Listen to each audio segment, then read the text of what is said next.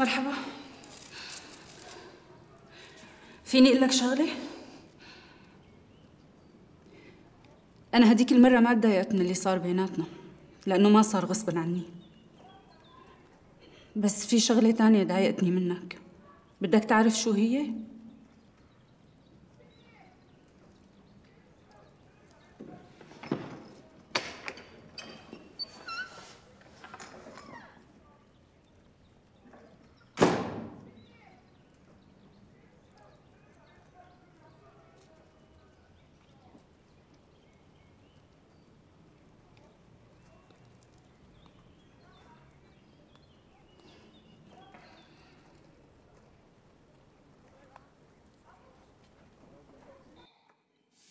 ليك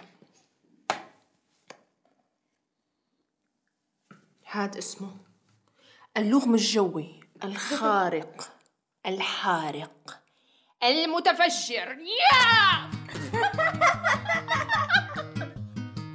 أنا كمان نعم. مسيك جرب بس سخنها واضربها كتير قوي كتير قوي ما عنده. لك نكتة تانية بتضحك كتير؟ إذا بتضحك أكتر من هديك احكي لي إياها، إذا لا ما بدي. بلا كتير بتضحك. قال في حدا ضايع بالطريق، اجا حدا تاني سأله كيف فيني روح على المستشفى؟ فقال له الزلمة بتغمض عيونك بتقطع الشارع وبتلاقي حالك هونيك. يحرق حريشك شو نكتك حلوة. انتو هيك كلكم بالعينة دمكم تقيل والسآلة بالوراثة يعني. شو يعني وراثة؟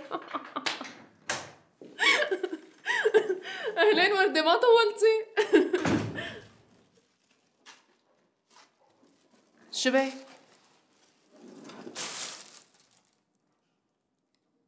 وردة شوفي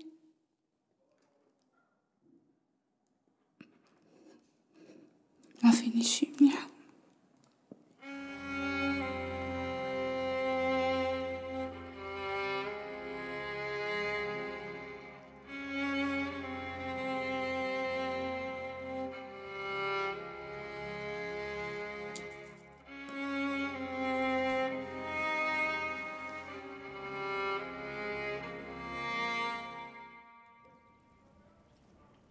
شو هدول كمان؟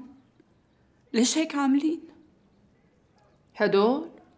هدول ألعاب نارية، لأنه كمان طلعنا منشوف كوابيس ونحن نايمين. نزعتولي دهان السقف. شبك وردة؟ دخيلك على قصر يلدز اللي خايفة عليه. أصلاً القرنة كلها بدها حرق بزيت الكاز. إن شاء الله بكرة بترجعي على بيتك وبتتركي هذا القرف والوخم كله وراكي. مو ليه؟